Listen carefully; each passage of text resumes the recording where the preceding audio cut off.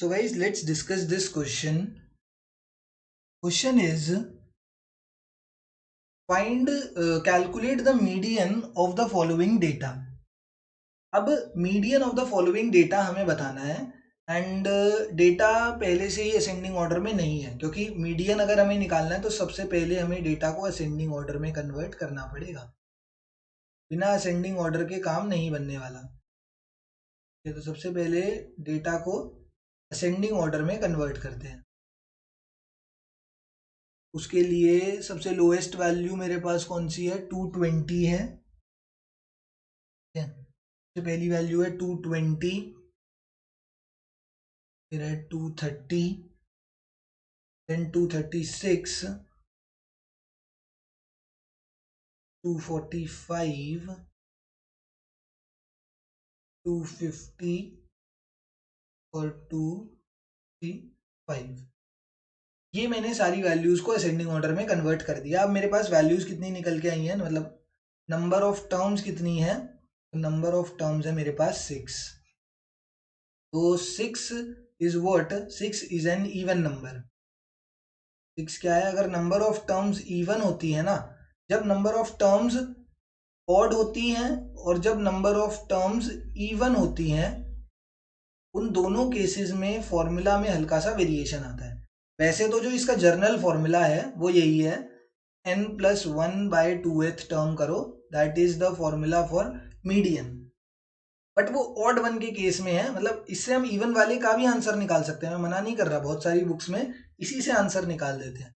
But मैं तुम्हें एक आसान है, मतलब इसमें ना तुम्हें ज्यादा दिमाग नहीं लगाना पड़ेगा। सिंपल एक फॉर्मूला है कि अगर तुम्हें पता लग गया, देखो ऑड नंबर ऑफ ऑब्जर्वेशन है तो ये लगा दो, अगर इवन नंबर ऑफ ऑब्जर्वेशन है तो हल्का सा एक बड़ा फॉर्मूला है, बट इससे तुम्हारा आंसर बिल्कुल एक्यूरेट आएगा, आंसर में कोई गलती नहीं आएगी। तो तुम्हें क्या करना है, तुम्हें n+n/2th टर्म निकालनी है, उसको ऐड करना है n/2 + 1th टर्म के साथ। ठीक है, n/2th टर्म निकालो, फिर n/2 + 1th टर्म के साथ उसको ऐड कर दो एंड डिवाइडेड बाय 2 कर दो, you will get the value of median. तो अब यहाँ पर इवन नंबर है तो मैं यही वाला फॉर्मूला लगाऊंगा। मीडियन का फॉर्मूला क्या हो जाएगा, n/2, n कितना है मेरा 6/2th टर्म प्लस सेकेंड वाली में क्या ऐड करना है मुझे, उसमें करना है 6/2 + 1। ये +1 अलग है, देखो यहाँ पर n+1 न्यूमरेटर में था, यहाँ पे 6/2 अलग है एक फ्रैक्शन और +1 अलग है, +1th term and whole divided by 2। 6/2 हो जाएगी मेरी थर्ड टर्म, यहाँ पर ये है first term, second term, third term, fourth term, fifth term and sixth term. तो 6/2 हो जाएगी मेरी थर्ड टर्म, तो थर्ड टर्म कितनी है, वो है मेरी 236 है। एंड यहाँ पे कितनी हो जाएगी, ये कितना हो जाएगा 3, 6/2 हो जाएगा 3 + 1 कितना हो जाएगा, 3 + 1 हो जाएगा फोर्थ टर्म।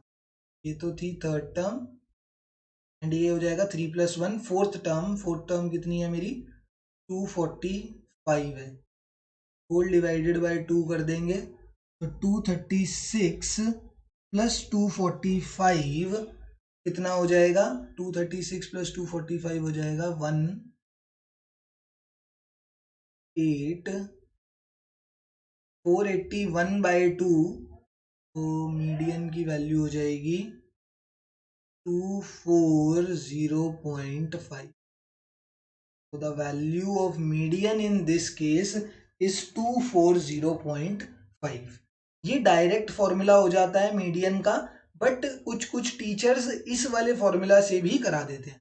इस फॉर्मूला को अप्लाई करा एंड बाद में अल्टीमेटली जाके पता है वो क्या करते हैं कि एक वैल्यू निकल के आती है, अगर जैसे मैं इस फॉर्मूला से निकालता ना तो मेरी एक वैल्यू निकल के आती 3.5th टर्म।